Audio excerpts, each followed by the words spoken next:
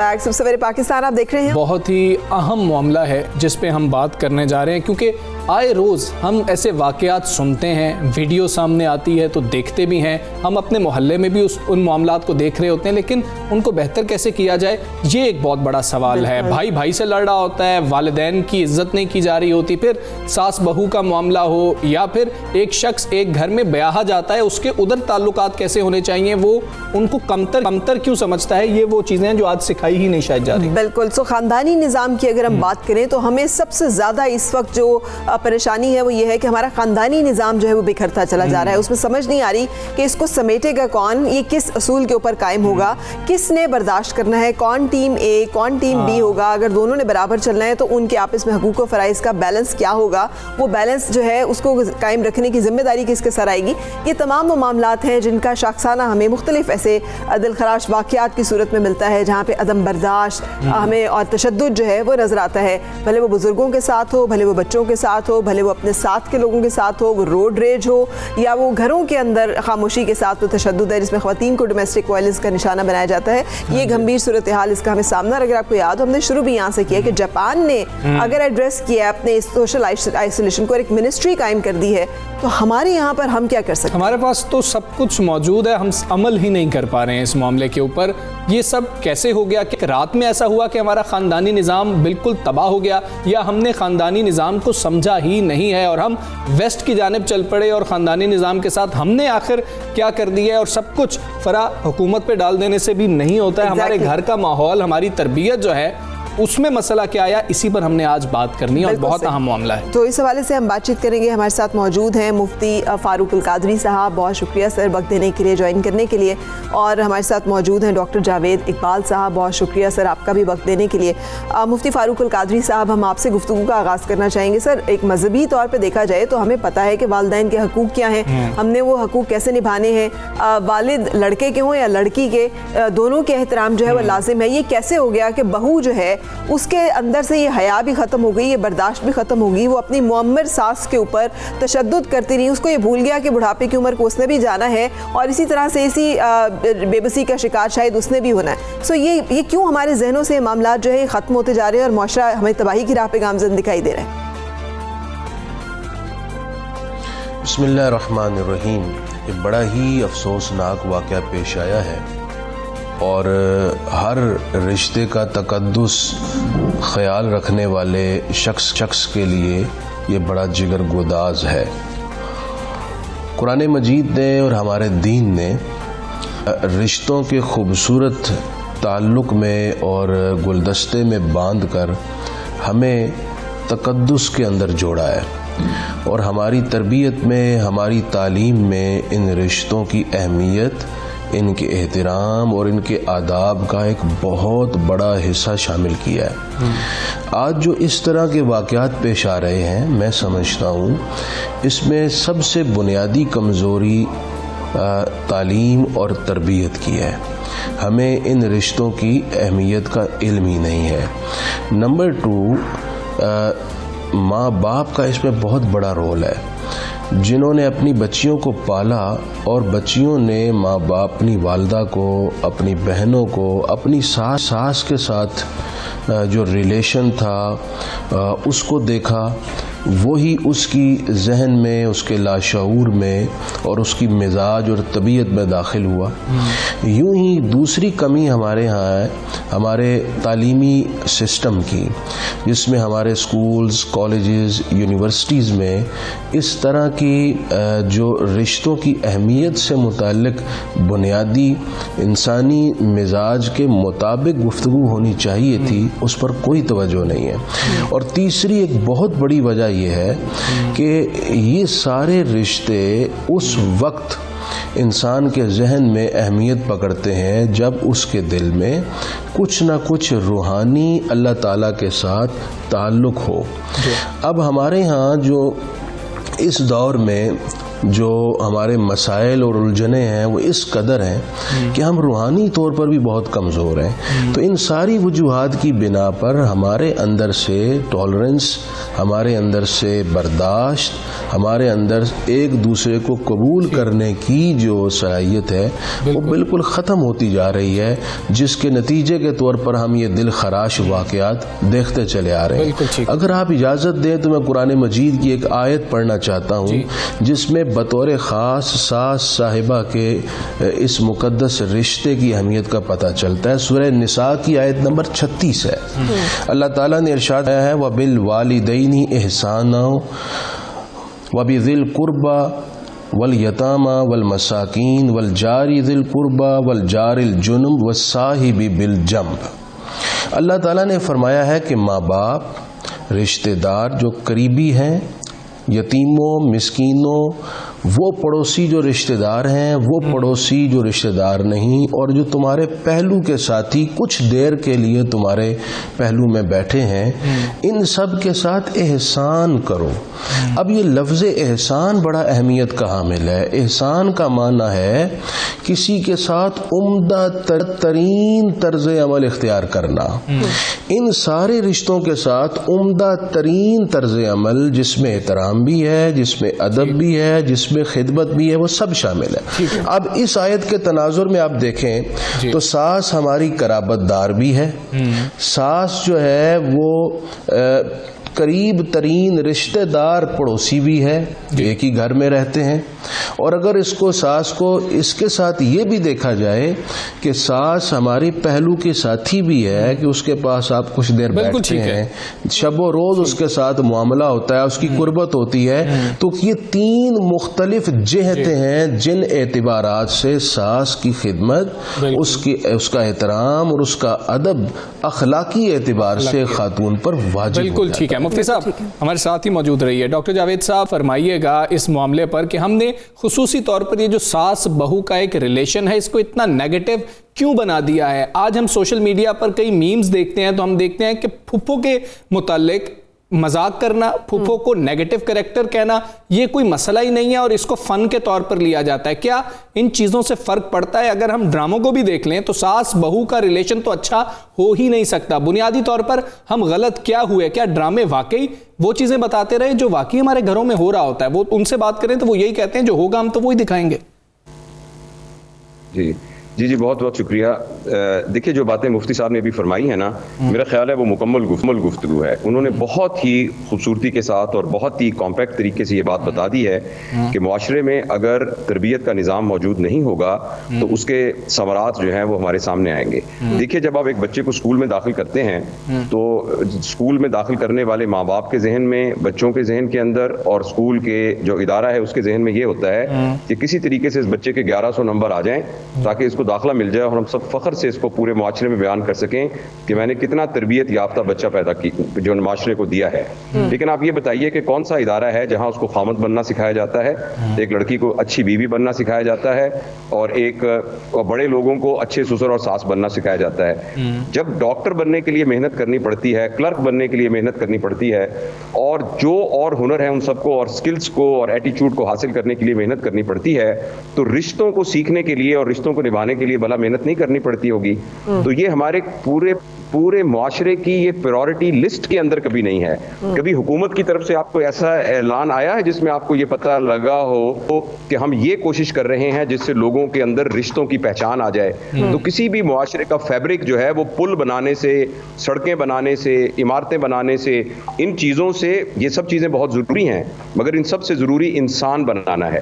جہاں تک آپ نے یہ بات کی ڈراموں کی اور اس کی اور کہا کہ جو کچھ ہوتا ہے ہم وہی دکھاتے ہیں، تو جو سب کچھ ہوتا ہے سب کچھ دکھانا تو بہت ضروری نہیں ہے نا. بہت ساری ایسی دنیا کے، اور یہ ایک ہیومن سائیکالوجی یہ کہتی ہے کہ جب آپ نیگیٹو کا بار بار ذکر کرتے رہیں گے، نیگیٹو کا بار بار ذکر کرتے رہیں گے تو نیگیٹو کا سننا، نیگیٹو کو سن کر اس سے حظ اٹھانا، یہ ہماری سائیکالوجی کا اور ہماری ایڈکشن کا حصہ بن جاتا ہے. ہمیں تو ہمارے استادوں نے یہ بتایا ہے، استادوں نے یہ بتایا ہے کہ اگر کسی معاشرے کے اندر آپ تبدیلی لانا چاہتے ہیں تو جو تبدیلی لانا چاہتے ہیں اس کا ذکر کیا جائے, اس کے بارے میں بار بار کہا جائے, کیونکہ معاشرے میں اگر بہت برا ہو رہا ہے تو بہت اچھا بھی ہو رہا ہے, اس اچھے کو ہائی لائٹ کیا جائے. اور میں مختصر صرف یہی عرض کرنا چاہتا ہوں کہ ہر لیول کے اوپر تربیت کا ایک مربوط نظام بنانا ضروری ہے. اسکول کے, کالج کے کیریکولم میں یہ ہونا چاہیے, اور پیرنٹنگ سکھانی چاہیے تاکہ والدین جب ان کے ہاں بچہ پیدا ہو تو ان کو معلوم ہو کہ ان کی تربیت کرنی ہے. بالکل صحیح. مفتی صاحب, یہ جیسے فرمایا ہے اس وقت ڈاکٹر صاحب نے, تربیت کا یہ نظام ہمارے دین میں موجود ہے. دین نے مدارج قائم کر دیے کہ مرد جو ہے وہ ایک درجہ اوپر ہیں اس لیے کہ وہ نگہبان ہیں, اس لیے کہ وہ سربراہ ہیں, اس لیے کہ وہ لک آفٹر کرتے ہیں. ہم نے چیلنج کر دیا, ہم نے کہا جی یہ تو برابر ہیں, بھی کہاں سے اوپر ہو گئے. اچھا, ایک ٹیم اے ٹیم بی کا کانسیپٹ باندھا کہ خاتون جو ہے وہ گھر کی ذمہ داری نبھائے گی. ہم نے ہاؤس وائف کو شرمندگی بنا لیا کہ یہ تو کچھ کرتی نہیں ہے, تعلیم ضائع ہو گئی, ڈگری ضائع ہو گئی, ہم گھر میں رہ کر کیوں اپنی صلاحیتیں ضائع کریں. اور سر اب ویسٹ کے پاس تو اولڈ ہاؤسز ہیں, وہ تو والدین کو وہاں بھیج دیں گے. ہمارے والدین جو اپنی زندگی ساری تیاگ کے بیٹوں کو, بچوں کو پالتے ہیں, اس کے بعد وہ کہاں جائیں؟ اگر ان کے گھروں میں ان کی جو بیویاں ہیں بیٹوں کی وہ دفتر چلے جائیں اور پیچھے وہ تشدد کرنا شروع کر دیں تو یہ معاشرہ کس طرف جا رہا ہے؟ آپ نے بالکل درست فرمایا ہے. میں یہ سمجھتا ہوں کہ کمزوریاں دونوں جانب سے ہیں. بعض اوقات بیوی کی جانب سے ہیں اور بعض اوقات خاوند کی جانب سے ہیں, اور بعض اوقات بہو کی جانب سے ہیں, اور بعض اوقات ساس صاحبہ کی جانب سے بھی کمزوریاں ہوتی ہیں. 90% ہمارے ملک میں لوگ ایسے ہیں جو شادی کے بعد بہو کو علیحدہ گھر لے کر دینے کی استطاعت ہی نہیں رکھتے. 10% ایسے ہوں گے جو علیحدہ گھر لے کر دے سکتے ہیں. ایڈجسٹ اسی گھر میں ہونا پڑے گا جہاں سب رہ رہے ہیں. اس کو مینج کرنے کے لیے سب کو اپنے مزاج میں توازن لانا پڑے گا. ایک دوسرے کے رشتے کے جو دائرے ہیں اس کو قبول کرنا ہوگا. اگر ایک دوسرے کے رشتے کے سرکل کو, اس کے حقوق کو قبول نہیں کرتے تو پھر ٹوٹ پھوٹ ہوگی, نظام بکھرے گا. اور ہمارے پاس تو اس کے بہت سارے ماڈلز موجود ہیں. آپ نے جیسے کہ ذکر کیا کہ ہمارا پورا تربیتی نظام ہے. اب دیکھیں, آپ احادیث میں دیکھیں تو ہمارے پاس ایسے سینکڑوں ماڈلز موجود ہیں. ام المومنین, ساری سادات کی نانی حضرت سیدہ خدیجہ الکبریٰ سلام اللہ علیہا سے پہلے آپ کی ذات نمونہ ہے کہ جب آپ کی ساس صاحبہ حضرت سیدہ حلیمہ سعدیہ تشریف لائیں تو حضرت سیدہ خدیجہ الکبریٰ نے اپنے زیورات, اپنا قیمتی لباس انہیں تحفے کے طور پر پیش کیا. اور پھر آپ کے دل میں آیا کہ یہ بھی ابھی خدمت کا حق ادا نہیں ہوا, یہ تو جان عالم میرے شوہر پاک کی والدہ محترمہ جنہوں نے دودھ پلایا تھا, میں تو ان کا حق ادا نہیں کر سکتی. ان کے پاس جو بکریوں کے ریوڑ تھے جس میں سینکڑوں بکریاں تھیں, وہ ساری کی ساری بھی انہیں گفٹ کے طور پر پیش کر دی. دوسری بڑی مثال دیکھیے, ایک سیدہ کائنات حضرت سیدہ فاطمہ زہرا سلام اللہ علیہا اور ام المومنین حضرت سیدہ عائشہ صدیقہ رضی اللہ عنہا, ایک مثال بھی پورے ذخیرہ یا حدیث میں ایسی نہیں ملے گی کہ کبھی کسی معاملے میں ان کی رنجش ہوئی ہو. اتنا احترام. سیدہ عائشہ صدیقہ ہی وہ ہیں جنہوں نے وہ حدیث روایت کی تھی کہ نبی کریم صلی اللہ علیہ وسلم جب دیکھتے کہ حضرت فاطمہ آئی ہیں تو حضور خود اپنی مسند پر کھڑے ہو جاتے اور سیدہ فاطمہ کو بوسہ دیتے اور ان کو بٹھاتے. یہ روایت کرنے والی سیدہ عائشہ ہیں جو رشتے کے اعتبار سے دیکھیں تو ساس کا درجہ رکھتی ہیں. تو اتنا تقدس اور رشتہ. حضرت کبشہ ایک صحابیہ ہیں, ان کے سسر تھے حضرت ابو قتادہ, وہ بھی صحابی ہیں. حضرت کبشہ تو خود ان کو وضو کا پانی تیار کر کے پیش کرتی اور ان کی تمام تر جو ضروریات تھیں, جو خدمات کی ان کو ضرورت پڑتی تھی, وہ پیش کیا کرتی تھی. اس طرح کی درجنوں مثالیں میں آپ کو حدیث سے پیش کر سکتا ہوں. ضرورت اس بات کی ہے ان سارے ماڈلز کو سامنے رکھ کر آج بچیوں کی بطور خاص تربیت کی جائے. اور آج کی جو ماں ہے جو اپنی ساس کے ساتھ اس طرح کا رویہ اختیار کرتی ہے وہ یہ کیوں بھول جاتی ہے کہ کل جب انہوں نے بچوں کی شادی کرنی ہے تو انہوں نے بھی ایک ساس بننا ہے، اور یہ مکافات عمل ہے کی دنیا ہے. کل یہی سلوک آپ کی جو بہو آئے گی وہ آپ کے ساتھ بھی کرے گی. اس لیے خدا را اس کو سمجھیں. اور ایک بات میں اور کہہ دوں، نبی اکرم صلی اللہ علیہ وسلم نے ارشاد فرمایا ہے لیس منا من لم یرحم صغیرنا ولم یؤکر کبیرنا. اس کا مجھ سے کوئی تعلق ہی نہیں جو چھوٹوں پر شفقت نہ کرے اور بڑوں کا احترام نہ کرے. ساس ماں کی طرح ہے، اور ماں کو بھی بہو کو بیٹی کا درجہ دینا چاہیے. جب ذہنی طور پر دونوں ایک دوسرے، ایک ماں کو ماں کا درجہ دے رہی ہے، دوسری بیٹی کا درجہ دے رہی ہے، تو بیٹی ماں کی سختی برداشت کرتی ہے اور ماں بیٹی کی غلطیاں بھی برداشت کرتی ہے. پھر برداشت رشتے میں آئے گی. اس کو ذہنی طور پر قبول کرنا ہوگا، تب جا کر گھروں کے اندر خوشگوار لمحات میسر آئیں گے. بالکل ٹھیک ہے. مفتی فاروق القادری صاحب بہت شکریہ. صبح سویرے پاکستان کا اپنے ڈاکٹر جاوید اقبال صاحب بھی موٹیویشنل سپیکر ہمارے ساتھ موجود ہے. فرا لیکن ہمارا جو غصہ ہے نا اور ہماری عدم برداشت ہے یہ بہت سمجھدار ہوتے ہیں. آپ کو پتہ ہے ایک شخص مطلب ہم نے ساس بہو کا تو ذکر کر لیا بہت زیادہ کیونکہ سب سے زیادہ ڈسکس بھی یہ ہوتا ہے. ایک دوسرا پہلو ہے کہ ایک مرد کی شادی ہوئی، وہ جب اپنے سسرال جاتا ہے تو وہاں پر اس کا جو روب اور دبدبہ ہوتا ہے نا وہ بالکل مختلف ہوتا ہے. وہاں پر وہ ایسے جاتا ہے اور ادھر اس چھوٹی سی بات ہو جائے اس کو بری لگتی ہے، لیکن جب اسی شخص کا بہنوئی آتا ہے اور وہ کوئی بات کرتا ہے اس کو غصہ نہیں آتا ہے. یہ ہمارا جو غصہ اور عدم برداشت ہے نا یہ بہت سمجھدار ہے. یہ منافقت ہے، یہ دوہرے معیار ہیں. ہم اپنی بیٹی کی شادی کرنے لگتے ہیں تو ہم کہتے ہیں کہ ایسی جگہ پر اس کی شادی ہو جہاں ساس بھی نہ ہو، سسر بھی نہ ہو، اور اگر ہوں تو بس جلدی جلدی اس دنیا سے چلے جائیں. اور اپنے گھر میں جب ہم نے بہو لے کر آنی ہوتی ہے تو ہم کہتے ہیں خدمت گزار، اطاعت گزار، نیک، نیچے لگ کے رہنے والی، مطلب ایک عام الفاظ میں ہم بات کریں نیچے لگ کے رہنے والی. ہاں تو ہماری بیٹی جو ہے نا، ہمارا اس کا جو شوہر ہے وہ تو اس کا تابعدار ہے، اور ہمارا بیٹا جو ہے نا وہ ہماری بہو کے اوپر ذرا ہے نا وہ روب جما کے رکھے. یہ ڈبل سٹینڈرڈز اور منافقت جب خوف خدا نہیں ہوگا تو پھر یہ معاملات اسی طرح دین سے دوری کی بہت بڑی وجہ ہے کہ ہم سمجھنے کی کوشش ہی نہیں کرتے. ہم نے کوشش کی کہ یہ جو ایک سماجی مسئلہ ہے اس کو اٹھائیں اور اس سے سمجھنے کی، اپنی تصحیح کرنے کی، اپنے آپ کو درست کرنے کی کچھ کوشش کی جائے. اور آپ اب کوشش کیجئے کہ ہم اپنے گھروں کے معاملات کو کچھ بہتر کر سکیں. بالکل، اور ہم آگے چلیں گے. حالانکہ اس معاملے سے نکلنے کو اتنا غصہ اور اتنا رنج ہے ان تمام ایشوز پہ، یہ باتیں کرنے کو اس پہ، لیکن موونگ فارورڈ ہم بات کریں گے غربت، بے روزگاری اور افلاس کی، جو کہ ایک بہت اہم ایشو ہے. اور اگر ہم بات کریں کہ یہ پاکستان میں کہاں سب سے زیادہ پائی جاتی ہیں تو بلوچستان ہمارا ایک ایسا صوبہ ہے جہاں پر بدقسمتی سے یہ مسائل اور ان مصائب جو ہیں یہ ختم ہونے کا نام ہی نہیں لے رہے. ایک مسئلہ ختم نہیں ہوتا کہ کوئی نئی مصیبت جو ہے وہ صوبے پر آن ٹپکتی ہے. اب ایک تازہ ترین خبر جو ہے وہ محکمہ موسمیات کی یہ پیشین گوئی ہے کہ خشک سالی کے خطرات جو ہیں وہ بلوچستان پر منڈلا رہی ہیں. ویسے تو انہوں نے سندھ کا بھی تھوڑا بہت اس میں ذکر کیا کہ سندھ کے بھی کچھ علاقے جو ہیں وہ اس کی زد میں آئیں. اور یہ ایڈوائزری بھی جاری کرتی گئی ہے محکمہ موسمیات کی جانب سے، جس کے مطابق اکتوبر سے جنوری کے دوران معمول سے کم بارشیں ریکارڈ کی گئی ہیں، جس کی وجہ سے بلوچستان کے وسطی اور جنوبی اضلاع میں خشک سالی کے آثار ہیں. متاثرہ اضلاع کی اگر بات کر لی جائے، چاغی موجود ہے، ارنائی موجود ہے، کیچ موجود ہے، خاران موجود ہے، گوادر موجود ہے، مستونگ ہے، کلات ہے، کوئٹہ بھی اس کے اندر شامل ہے. اور جس طرح فرا کہہ رہی ہیں کہ سندھ کے بیشتر جو اضلاع ہیں وہ بھی اس کی زد میں آ رہے ہیں. بالکل. ان علاقوں میں زراعت و غلہ بانی سمیت بہت سارے شعبے جو ہیں متاثر ہو سکتے ہیں. ہمیں معلوم ہے بلوچستان میں پہلے ہی پینے کا صاف پانی جو ہے اس کا بہت مسئلہ ہے. اسی طرح جو پانی جمع ہوتا ہے اس کو وہ استعمال کرتے ہیں. سو خشک اور قحط سالی جو ہے وہ ڈیفینیٹلی ان کی زندگیوں کو بہت بری طرح سے متاثر کرے گی. تو اس حوالے سے ہم جاننے کی کوشش کریں گے کہ جو ایڈوائزری جاری کی گئی ہے اس کے بلوچستان کی حکومت جو ہے وہ کیسے نپٹنے کی تیاری کر رہی ہے، ان کے پاس کیا حکمت عملی موجود ہے. ترجمان بلوچستان حکومت لیاقت شاہوانی ہمارے ساتھ ہیں. بہت شکریہ شاہوانی صاحب وقت دینے کے لیے اور جوائن کرنے کے لیے. فرمائیے کہ بلوچستان میں اس سال معمول سے کافی کم بارشیں ہوئی ہیں جس کی وجہ سے خشک سالی کے خطرات ہیں جس کو بارے میں پیشین گوئی جو ہے وہ کر دی گئی ہے. کیا صوبائی حکومت نے اس صورتحال سے نپٹنے کے لیے کوئی حکمت عملی تیار کی ہے، کوئی اقدامات لیے ہیں؟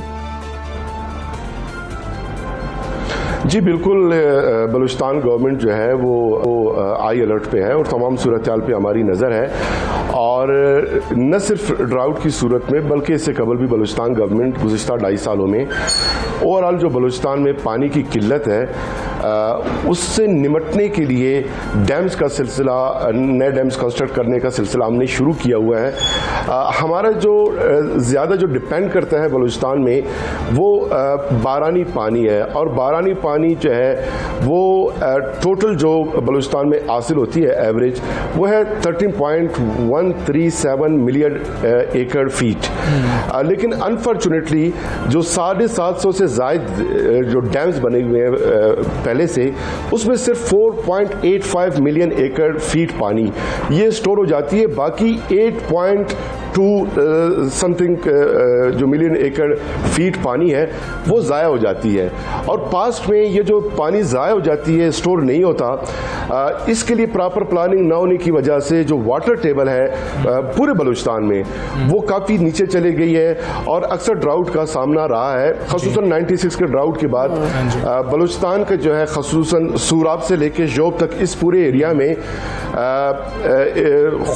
مسلسل جو ہے ڈراؤٹ رہی, برساتیں کم ہوئی, سنو فال بہت کم ہوا, اور اس کے نقصانات یہ ہے کہ اریگیشن جو ہے بلوچستان میں وہ شدید متاثر ہوا, لائیو سٹاک متاثر ہوئی. تو اب جا کے بلوچستان گورنمنٹ نے ایمرجنسی بنیادوں پہ, ہنگامی بنیادوں پہ 27 ہمارے جو ہے چھوٹے بڑے ڈیمز ہیں جس پہ کام کا آغاز کیا جا چکا ہے, اور 4 خصوصاً ہمارے بہت بڑے ڈیمز ہیں جس کے لیے صرف اس سال 8.2 بلین روپیز اس کے لیے ایلوکیشن کی گئی ہے. اور حکمت عملی یہی ہے کہ وہ 8.2 ملین ایکڑ فیٹ جو پانی ضائع ہو جاتی ہے اس کو اسٹور کیا جائے. اب اس میں 2 ہمارے بڑے ڈیمز ہیں جن کی جو کل لاگت ہے, اس میں گروک ڈیم ہے آواران کے لیے, اس کو ہم کنسٹرکٹ کرنے جا رہے ہیں جس کی جو لاگت ہے 10.5 ارب روپے ہے, جس سے 51,000 فیٹ جو پانی ہے اس کو ہم اسٹور کر سکیں گے. یہ سارے یہ لانگ ٹائم منصوبے ہیں جو آپ ہمیں بتا رہے ہیں, بڑی اچھی بات ہے, یہ مکمل ہونے چاہیے. ایک تو ان کی ٹائم لائن ہمارے ساتھ شیئر کر دیجئے, چھوٹے ڈیمز بڑے ڈیمز کب تک مکمل ہو جائیں گے. دوسرا, فوری طور پر جو بلوچستان کو مسئلہ ہے اس سے کیسے نمٹا جائے گا, اس کے لیے کیا پالیسی بنائی جا رہی ہے کہ ہمیں مسئلہ آنے والا ہے, خدا نخواستہ یہ مسئلہ اب گھمبیر ہو جاتا ہے تو پھر بلوچستان حکومت انتظار تو نہیں کرے گی کہ ڈیم مکمل ہو جائیں تو نیکسٹ سیزن میں دیکھ لیا جائے گا. آگے گرمیوں میں درجہ حرارت بھی بڑھے گا, موسم کی شدت میں بھی اضافہ ہو جائے گا, تو اس وقت کیا صورتحال ہوگی اور اس سے کیسے نپٹا جائے گا؟ دیکھیں اس کا ایک ہی طریقہ ہے, ڈیمز آپ میں پانی اسٹور ہوگی تو واٹر ٹیبل جو ہے وہ لفٹ ہوگا, اور بلوچستان میں جو پلانٹیشن ہے درختوں کا اس پہ ہم ہنگامی بنیادوں پہ کام کر رہے ہیں پورے بلوچستان میں, اور ظاہر ہے جتنی پلانٹیشن ہوگی, جتنی جو ہے گرینری ہوگی, اتنے ہی جو ہے کلاؤڈ آئیں گے اور جو ہے برسات زیادہ ہوگی اور پھر پانی ہم حاصل کر سکیں گے. طریقہ تو یہی ہے. اس کے علاوہ جو واٹر ایکٹ ہے 1991 اس کے تحت بھی جو بلوچستان کے پانی کا حصہ ہے, سندھ جو ہے اس پانی کو جو ہے چوری کرتی ہے, پراپر جو ہے ہمارے پانی کا حصہ جو ہے ہمیں نہیں ملتا. اس سے حوالے سے بھی وزیر اعلیٰ بلوچستان جام کمال صاحب وقتاً فوقتاً سندھ گورنمنٹ کے ساتھ یہ جو واٹر تھیفٹ کا ایشو ہے اس کو ہم ٹیک اپ کرتے رہے ہیں. اور اب جیسے آپ خود بتا رہے ہیں کہ جو ایوریج ہمارے بلوچستان میں جو برسات سے ہم پانی حاصل کرتے ہیں وہ ہے 50 ملی میٹر سے لے کے 400 ملی میٹر, یہ ایک ایوریج رہا ہے. لیکن اس دفعہ جو ہے اس سال بہت کم جو ہے برسات ہوئی ہے, تو لہٰذا یہ سندھ گورنمنٹ کی اب ذمہ داری ہے کہ وہ بلوچستان کے حصے کا جو پانی ہے وہ ہمیں پرووائڈ کیا جائے. اور ایک اور جو ظلم ہمارے ساتھ کیا جاتا ہے کہ جو گندلا پانی ہے سندھ سے وہ ہمارے نصیر آباد, جعفر آباد بیلٹ میں چھوڑ دیا جاتا ہے, جس سے فائدہ تو کم لیکن بیماریاں زیادہ پھیلتی ہیں. تو اس حوالے سے بھی یہ اس کو ہم دیکھ رہے ہیں. اس کے علاوہ جو ہمارا کچی کینال ہے, پٹ فیڈر کینال ہے. جی سر, آپ جیسے فرما رہے ہیں اسی میں تھوڑا سا ایڈیشن, 73.2% کم بارشیں ہوئی ہیں, اور پاکستان موسمیاتی اور ماحولیاتی جو تبدیلیاں ہیں ان کی زد میں سب سے زیادہ جو ممالک ہیں ان میں 5ویں نمبر پر ہے, جس کا مطلب یہ ہے کہ ہمارے تمام علاقے متاثر ہوں گے, بلوچستان خاص طور پہ ہوگا, جس میں اگر نظام ہی سارا بارش ہوگی تو زندگی چلے گی, تو اگر بارش نہیں ہوگی جو کہ موسمیاتی تبدیلیوں کا جو یہ مضمرات ہیں تو پھر کیسے زندگی وہاں پہ چلے گی؟ سر, UAE کا ماڈل ہمارے سامنے, انہوں نے پورا گرین کر دیا اپنے بیابو گیا جو صحرا ہے, وہاں پر برف باری بھی ہوتی ہے, وہاں بارشیں بھی معمول سے زیادہ ہو رہی ہیں. सो इस तरह की पॉलिसीज़ को ठीक है पिछली हुकूमतों की जिम्मेदारी थी, देर हो चुकी है, लेकिन अभी भी हमें हंगामी बुनियादों पर करना तो पड़ेगा इन तमाम चीज़ों को, इसके बारे में भी बताइएगा। देखिए, हंगामी बुनियादों पे हम इक़दाम कर रहे हैं। बलूचिस्तान के जो 18 रिवर बेसन्स हैं और 73 जो सब बेसन्स हैं, इनमें 18 बेसन्स पे जो है हमने ऑब्जर्वेटरी वेल मॉनिटरिंग सिस्टम हमने कायम किया है और अब रिसेंटली हम इस्टेब्लिश कर रहे हैं वाटर रिसोर्स मैनेजमेंट सेंटर जो ऑब्जर्व करेगी, मॉनिटर करेगी तमाम पानी की सूरत हाल को। इसके अलावा कोयटा जो कैपिटल ऑफ बलूचिस्तान है, मतलब मैं इस बात से कतई इनकार नहीं कर रहा, मैं तो आपको ये डेटा शेयर कर रहा हूं कि 96 के ड्राउट के बाद कैपिटल ऑफ कोयटा में सूरत हाल क्या है कि 65 MGDs जो है रिक्वायरमेंट है सिर्फ कोयटा शहर की, लेकिन उसमें 41 MGDs हमारे ट्यूबवेल से जो है वो हम प्रोड्यूस करते हैं और पब्लिक को पानी सप्लाई करते हैं। 24 MGDs यानी 24 मिलियन गैलन डेली ये पानी की शॉर्टेज है सिर्फ कोयटा के लिए, और इस सिलसिले में डैम ही बनाए जा सकते हैं जिस पे हमने काम का आगाज़ किया है। 2 बड़े डैम्स हमारे उसकी फिजिबिलिटी स्टडी पे काम का आगाज़ हुआ है। एक बाबरकच डैम है जिससे 8 MGDs वाटर टेबल अपलिफ्ट होगा, उससे इतना पानी हमें हासिल होगा। उसके अलावा जो है बुर्ज अजीज खान डैम है और कोयटा के मुजाफात में चेक डिले एक्शन डैम्स बन रहे हैं। एक हमारा और प्रोजेक्ट है चेक स्मॉल और मीडियम डैम्स का 100 डैम्स के नाम से, उसका फेज थर्ड फेज है उसमें काम का आगाज हो रहा है। उसमें खसूसन किला अब्दुल्ला, चमन, यहाँ पे डैम्स जो है कंस्ट्रक्ट किए जा रहे हैं। 22 हमारे दीगर small and medium size dams हैं जिन पे काम का आगाज किया जा चुका है। तो आप सिर्फ इस बात से अंदाजा लगाएं कि 750 से ज्यादा डैम्स जो अब तक बलूचिस्तान में मौजूद हैं उससे 4.85 मिलियन एकड़ फीट पानी ये स्टोर हो सकती थी। 8.2 मिलियन एकड़ फीट पानी जो जाया हो जाती थी, सुने 8.2 मिलियन एकड़ फीट पानी, इसको जखीरा करने के लिए एक ह्यूज लेवल पे डैम्स कंस्ट्रक्ट किए जा रहे हैं। तो ये इससे आप अंदाजा लगा सकते हैं कि बलूचिस्तान गवर्नमेंट किया जाएगा इस हवाले से कितना संजीदा है। खुराक की अदम दस्तयाबी होगी तो फौरी तौर पे इस तरह के उसको मैनेज करने के लिए भी कुछ हिकमत अमली, कुछ रिलीफ के इदारों को भी राब्ता किया गया है कि ऐसी कोई सूरत हाल हो तो कहाँ लोगों को अप्रोच करना है, कैसे उनको हेल्प आउट करना है।